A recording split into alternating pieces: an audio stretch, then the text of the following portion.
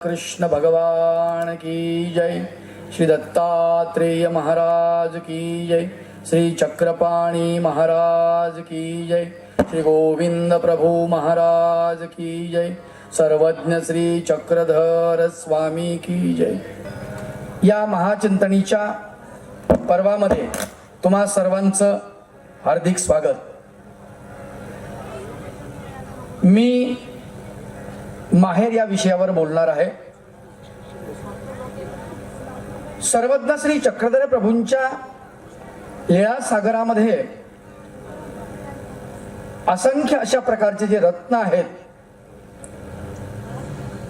त्या एका एका रत्नाला जेव्हा आपण आपल्या चिंतनामध्ये आणू तेव्हा ते एक एक अमौलिक रत्न आपल्याशी संवाद साधतं आणि आपल्याला काहीतरी सांगून जातं।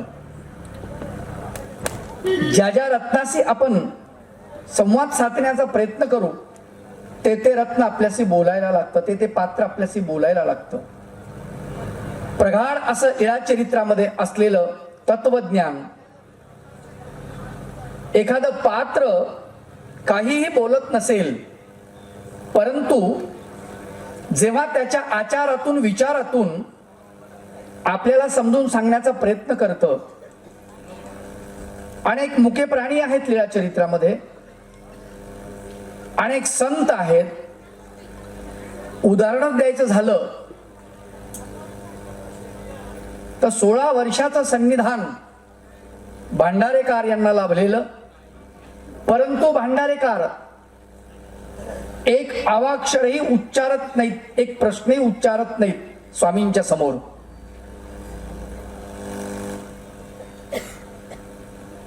अशीच खूप पात्र आहेत। नाथोबा आहेत। ज्या नाथोबाकडे बघत असताना स्वामी चक्रधर महाराज या नाथोबांना एकदा हृदयशून्य म्हणतात, परंतु त्या हृदयशून्य म्हणण्यापाठीमागे वेगळा उद्देश असतो।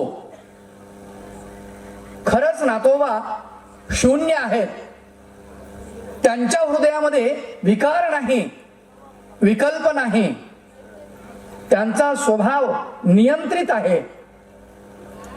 शून्यामध्ये जी पोकळी असते, शून्याला जे सामर्थ्य असतं ते सामर्थ्य त्यांनी प्राप्त करून घेतलंय, असा जर आपण अर्थ केला तर ते पात्र आपल्याशी बोलायला लागतं। खूप मुखपात्र आहेत, अडकित वस्तू आहेत, आरसा आहे, आरसा बोलायला लागतो, उखळी बोलायला लागते। श्री प्रभू चरित्रामध्ये उखळी जी आहे, श्री चक्रधर प्रभू चरित्रामध्ये आणि श्री प्रभू चरित्रामध्ये उखळी आलेली आहे। गुरुवर्य बाबाजींनी त्या उखळीचा फार सुंदर संदर्भ दिलेला आहे। ती उखळी म्हणजे काय आहे तर ते उखळ जे आहे, भगवान गोपाल कृष्णाला यशोदा मातेनं उखळाला बांधलं आणि ते उखळ त्या काळामध्ये दैनावलं, लोकांना त्याच्यामध्ये धान्य कांडायला सुरुवात केली। धान्य कांडायचे पण ते सगळं काढून घ्यायचे। उखळ म्हणाला, मला कोणी खायला देत नाही, माझ्यामध्ये कुटतात, वरून टोले मारतात, धान्य टाकतात, टोले मारतात, काढून घेतात, मला काहीच राहत नाही। असं दैनावलेला उखळ द्वापार युगातून श्रीकृष्ण भगवंताला बांधून घेतल्यामुळे त्याने यशोदा मातेमुळं ते इतकं दैनावलं की कलियुगामध्ये आलं आणि कलियुगामध्ये आलं, पश्चातापाने दग्ध झालं। जेव्हा श्री गोविंद प्रभू बाबा आणि श्री चक्रधर भगवंताचा स्पर्श झाला तेव्हा उखळ समृद्ध झालं आणि उखळ पावन झालं। उखळही बोलू शकतं। आरसा आहे, श्री प्रभू बाबांच्या सानिध्यामध्ये आलेला आरसा, तोही बोलायला लागतो। हो आरशामधल्या पररूपाचे स्वरूप पाहतो प्रभू स्वतःचे। आरशामधल्या पररूपाचे स्वरूप पाहतो प्रभू स्वतःचे. आरसा पावन झाला, भगवंत त्या आरशामध्ये पाहतात तर आरसा पावन होतो, भगवंत आपलं रूप त्याच्यामध्ये पाहतात. कमाल आहे. परब्रह्म परमेश्वराच्या सान्निध्यानं प्रत्येक वस्तू पावन होते. माझ्या एका अभंगामध्ये मी लिहिलेलं आहे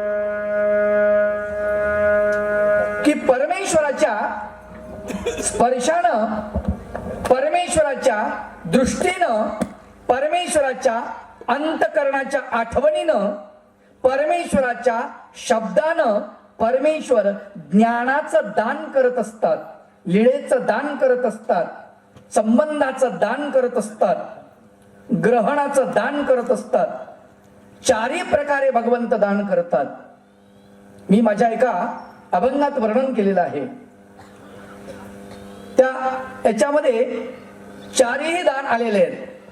दाताचं हुदानी स्वामी चक्रधर, प्रेमाचा सागर धारेवरी. दाताचं हुदानी स्वामी चक्रधर. चार प्रकारचं भगवंत दान देतात आणि हे चारही प्रकारचं जे दान आहे ना, याला देत असताना भगवंतानं चार उदाहरणं दिलीत. फार महत्वाची उदाहरणं आहेत. अगदी सामान्य उदाहरणं दिलेली आहेत भगवंतानी. एक कोकडीचं उदाहरण दिलेलं म्हणजे कोंबडीचं उदाहरण. किती क्षुद्र प्राणी आहे कोंबडी, नाव सुद्धा घेत नाही पण नाही. कोंबडीचं उदाहरण भगवंतानी दिलं. दुसरं उदाहरण भगवंत देतात कासवीचं, मासळीचं. दृष्टीद्वारे देतात भगवंत, तर त्याला भगवान श्री चक्रधर प्रभूंनी मासळीचं उदाहरण दिलेलं आहे. अंतकरणाच्या माध्यमातून भगवंत दान देतात, त्याला भगवंतानी कासवीचं उदाहरण दिलेलं आहे. आणि शब्दाच्या माध्यमातून देतात, त्याला भगवंतानी शब्दविधी रसाचा, असे चार दृष्टांत एकत्रित आणलेले आहे. लक्षात घ्या. परब्रह्म परमेश्वराचा स्पर्श किती महत्वाचा असतो याचं उदाहरण जर आपल्याला बघायचं असलं, तुम्हाला सांगतो, कुब्जिकेला स्पर्श झाला भगवान गोपाल कृष्णाचा आणि कुब्जिका पावन झाली, धन्य झाली. कुब्जिका जी आहे 90 वर्षाची कुब्जिका, 90 अंशाच्या कोणामध्ये वाकलेली, डोळे खोल गेलेले, चेहऱ्यावरती सुरकुत्या पडलेल्या, वय उताराला लागलेलं, हातापायाला कंपन असलेलं, हातामध्ये कटोरा घेऊन यक्ष कर्दमाची उटी घेऊन कंसाकडे चाललेली आहे. आणि कंसाला ज्यावेळेस ती उटी द्यायची नेऊन, रस्त्यामध्ये भगवान गोपाल कृष्णाचं आगमन झालेलं, बलराम दादाचं आगमन झालेलं. आणि बलराम दादाला, कृष्ण भगवंताला बघण्यासाठी त्या माऊलीनं, कुब्जिकेनं आपलं मुंडकं आतमध्ये घातलं गर्दीमध्ये आणि भगवंताला पाहायला लागली. भगवंत रस्त्याच्या मधातून चालतायत, दुतर्फा प्रचंड गर्दी आहे आणि मथुरा नगर अगदी नटून थटून नवरी सारखं सजवलेलं. संपूर्ण नगरीमध्ये तोरण उभारलेली आहेत, गुढ्या उभारलेल्या आहेत, तोरण बांधलेली आहेत, गायन करत आहेत, देवलोक वरून पुष्पवृष्टी करते आहेत. सगळीकडे आनंदी वातावरण आहे. आणि भगवंताचं आगमन झाल्यामुळे सर्व लोकांना, मथुरावासियांना असं वाटलं की आता नक्की आपल्यात काहीतरी बदल होईल, आपल्याला काहीतरी मिळेल, चांगलं मिळेल भगवंताच्या आगमनानं. आणि इतक्यामध्ये ती कुब्जिका मुंडकं काढते आणि भगवंताला बघण्याचं चेष्टा करते. खूप गर्दी आहे, प्रचंड गर्दी आहे. भगवान गोपाल कृष्णाने तिच्याकडे बघितलं, जसं बघितलं तुम्हाला सांगतो तसं भगवंत तिच्याकडे गेले. तिच्या हातामधला कटोरा घेतला, हातामधला कटोरा घेतला. त्या कटोऱ्यामध्ये चंदन होतं, ते आपल्या भाल प्रदेशी लावलं, आपल्या गळ्याला लावलं भगवंतानी, दंडाला लावलं तुम्हाला सांगतो. आणि बलराम दादाकडे दिलं. बलराम दादानी ही गळ्याला लावलं, कपाळी लावलं, दंडाला लावलं आणि उरलेलं रिकामं कटोर भगवान गोपाल कृष्ण तिच्या हातामध्ये देतात. ते कटोर पाहिल्यानंतर तिला भगवंताकडे बघते. कृष्णा, अरे कटोर मी आता कंसाकडे कशी घेऊन जाऊ? कंस काय करतील? मला मारतील बाबा. भगवंत म्हणाले थांब, कंस तुला ओळखणार सुद्धा नाही. भगवान गोपाल कृष्णाने तिच्या पायावरती आपला उजवा श्रीचरण ठेवला आणि आपल्या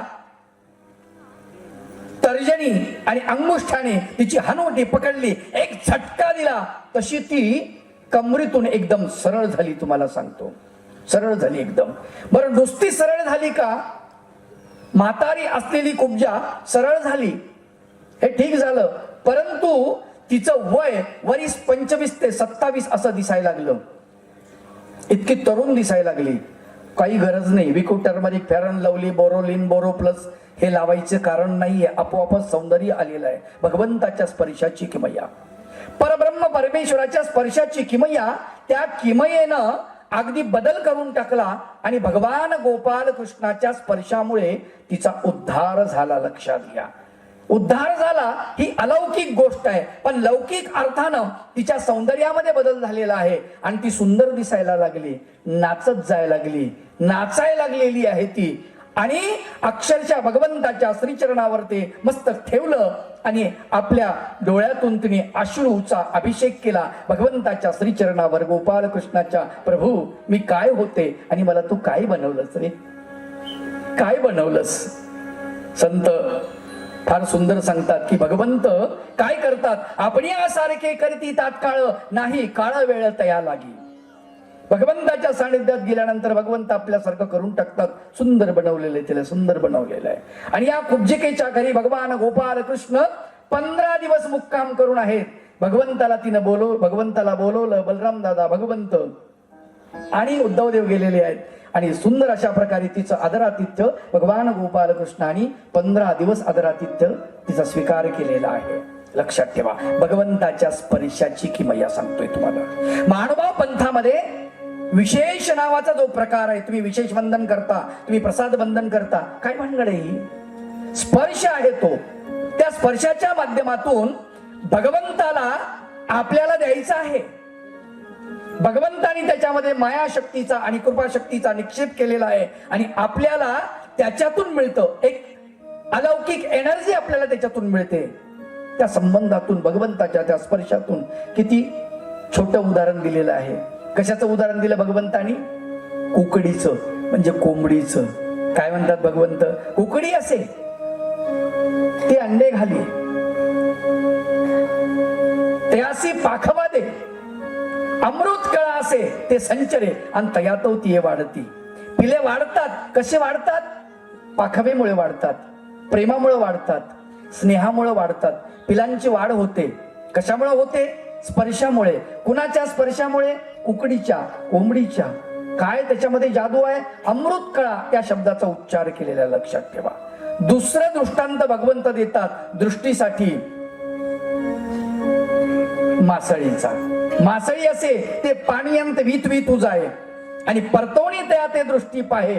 दृष्टीनं पाहत त्या पिल्यांना ती मासोळी जेव्हा बघते तेव्हा तुम्हाला सांगतो, त्याच्या बघण्यामुळे, मासळीच्या बघण्यामुळे त्या पिलांमध्ये अमृत कळेचा संचार होतो असं भगवंत सांगतात. कमाल आहे. कुठून आले? नाही, शास्त्रज्ञ, जगातले शास्त्रज्ञ या दृष्टांताच्या मागे लागलेत आणि शोध करतायत. खरंच असं होतं का? शोध चालू आहे सध्या. खरंच असं होतं का? श्री चक्रधर प्रभूंनी सांगितलं म्हणजे निश्चित काहीतरी असेल, काहीतरी बदल असेल आणि शोध चालू आहे त्याच्यावरती. हो, होतं. भगवंतांनी सांगितलं, निश्चित आहे. म्हणजे दृष्टीच्या माध्यमातून आपल्याला देता येतं. लक्षात घ्या, आपली दृष्टी कशी असायला पाहिजे? त्या दृष्टी, जशी दृष्टी तशी सृष्टी असते. त्या दृष्टीने आपल्याला जे पाहतो ते आपल्याला जसं आपलं अंतःकरण असेल तसं दिसत असतं. लक्षात ठेवा. म्हणून आपल्याला बघता आलं पाहिजे. आपल्याला बघता आलं पाहिजे. मातृवत परदारेषु परद्रव्येषु रोष्टवत आत्मवत सर्वभूतेषु य पश्यति स पश्यति. मातृवत परदारेषु, दुसऱ्याची स्त्री माते समान. परद्रव्येषु रोष्टवत, दुसऱ्याचं धन माती समान. आत्मवत सर्वभूतेषु, आणि सर्व प्राणी मात्राच्या ठिकाणी आत्मा नावाचं तत्व आहे. य पश्यति स पश्यति, असं जो पाहतो तोच खरा पाहतो. दुसऱ्याला पाहता येत नाही. आम्हाला दृष्टी नाही आहे. आम्ही दृष्टीहीन आहोत. लक्षात ठेवा. डोळे आले म्हणजे दृष्टी जाते. डोळे आहेत म्हणजे सगळं दिसेल स्वच्छ निर्मळ असं नाही आहे. माऊल्या एक वाक्य उच्चारत असतात पुरुषांबद्दल, मेल्याची नजरच चांगली नाही. काय दिसलं त्या माऊलीला त्याच्या डोळ्यामध्ये? नक्की डोळ्यामध्ये काहीतरी दिसलंय तिला, म्हणूनच ती असं वाक्य उच्चारत असते की मेल्याची नजरच चांगली नाही, म्हणजे नजरेमध्ये गडबड आहे. आलं का लक्षात? मग नजर कशी असायला पाहिजे? सर्वज्ञ श्री चक्रधर प्रभूंची नजर बघा. बघितलं वाघीण लीळा सगळ्यांना माहिती आहे, परंतु मी थोडा परामर्श घेणार आहे, लक्षात ठेवा. एकदा वाघिणीकडे बघितलं, वाघिणीनं जेव्हा पाहिलं की बाप माणूस आणि या माणसानं पिलांना जवळ घेतलेला आहे आणि जवळ घेऊन त्या पिलांना ते खेळवते. माणूस नावाचा प्राणी हा तर सगळ्यात खतरनाक आहे. धावत आली चौथावून वाघीण, जशी आली भगवंताच्या अंगावरती उडी मारणार ती. तिनं बघितलं भगवंताकडे, भगवंताने तिच्याकडे पाहिलं. जसं पाहिलं त्या डोळ्यामधून, त्या नेत्रामधून, भगवंताच्या नजरेमधून त्या वाघिणीच्या लक्षात आलं, अरे त्याच्या डोळ्यात तर अपार माया आहे. किती खोल डोळे, किती सुंदर आहे, किती सौंदर्य आहे या डोळ्यामध्ये, किती माया आहे. म्हणजे डोळ्यानं पाहता येतं त्या पद्धतीनं पाहिलं तर. याला उदाहरण देताना भगवंतानं क्षुद्र प्राणी याचं उदाहरण दिलंय, मासळीचं उदाहरण दिलेलं आहे. अंतःकरणाद्वारे देतात भगवंत. त्याला उदाहरण देत असताना भगवान श्री चक्रधर प्रभू सुंदर उदाहरण देतात. ते कासवीचं उदाहरण देतात. कासवी ज्याप्रमाणे पिलांना जन्म दिल्यानंतर अंतःकरणानं आठवते, कारण पिले पलीकडच्या थडीवर असतात, कासवी अलीकडच्या थडीवर असते, आणि तेथून तया ते अंतःकरणी आठवी आणि अमृत कळा असे ते संचरे तया तौतीये वाढते. अमृत कळा काय बनगडे? क्या है ये अमृत कळा? नहीं, हमें पता नहीं है क्या है. पुरुषों को पता नहीं होगा अमृत कला क्या है, लेकिन माताओं को पता है अमृत कला. क्या बात है, उनको पता है. क्यों? कि उन्होंने अपने पुत्र को, अपनी कन्या को जन्म दिया है, वो उसे स्नेह करती है, प्रेम करती है, और जब वो अपने सीने से लगाती है अपने बच्चे को और दूध पिलाती है, स्तनपान करती है, तभी उसको बच्चे की जो परवरिश होती है उससे तो उसको पता होता है माता को अमृत कला क्या है. पुरुषों के भाग्य में ये नहीं है, नहीं है. पुरुषांना नाही कळणार ते, पण मातांना ते कळतं, लक्षात ठेवा. म्हणून अंतःकरणानं जे आठवलं जातं, स्पर्शाच्या माध्यमातून जे आठवलं जातं. स्वामी श्री चक्रधर महाराज बसलेले आहेत, प्रातःकाळची वेळ आहे. स्वामी चक्रधर महाराज परिसराला म्हणजे संडासला जाऊन आले, दिशेला जाऊन आले आणि बसले आसनावरती. आणि मग बाईसाने विचारलं, बाबा आम्ही बाबांचं चिंतन करतो, तुम्ही कोणाचं चिंतन करता? त्यावेळेला भगवंत म्हणाले, बाई आम्ही सकळ जीवाते चिंतू, आम्ही सगळ्या जीवाचं चिंतन करतो. सगळ्या जीवाचं चिंतन भगवंत करतात. विचार करा, त्यावेळेला नरकात असलेल्या जीवाचंही चिंतन आहे, त्यावेळेला सगळ्यांचं चिंतन आहे. हिंदूंचं आहे, बौद्धांचं आहे, जैनांचं आहे, ख्रिश्चनांचं आहे. लक्षात घ्या, सर्व जाती धर्मांचं सगळ्याच जीवाचं चिंतन आहे. एवढंच नाही, मनुष्य प्राणी सोडून जारद, अंड, स्वेदज, उद्भिज सगळ्या जातीतल्या, सगळ्या ह्याच्यातल्या सगळ्या तृणादिका करून सगळ्यांचं चिंतन आहे. लक्षात ठेवा, सगळ्यांचं चिंतन आहे. भगवंत सगळ्यांचं चिंतन करतात. आणि ही एक टॅलिपॅथी याला म्हणतात, टॅलिपॅथी. लक्षात घ्या, तुम्ही जर एका ठिकाणी बसलात आणि चिंतन करत राहिलात, मुलगा जर तुम्हाला विचारून जर गेला गावाला, हैदराबादला गेला, तर तुम्ही असे घरी बसलेले असता आणि तुम्ही चिंतन करता, हे प्रभु मेरा बच्चा गया हैदराबाद, सुखरूप घर लाना उसे, कहीं कुछ गड़बड़ ना हो, गाड़ियां बहुत चलती है, बच्चे गाड़ियां अच्छे नहीं चलाते, कुछ लोग मद्यपान करके गाड़ियां चलाते हैं और स्पीड होती है, कुछ भी हो सकता है, रास्ता है, हे भगवान ऐसी मेरे बच्चे से गलती ना हो, वो भी किसी का एक्सीडेंट ना करे और उसका भी ना हो, प्रभु उसे घर में ऐसे लाओ जैसे गया ही न हो. ती चिंता करते, इथे चिंतन करते आपल्या बालकाचं. हे सांगत असताना सर्वज्ञ श्री चक्रधर प्रभू सुंदर असं वर्णन करतात एका साध्या गोष्टीमधून. अंतःकरणानं कासवी आठवते याच्यावर.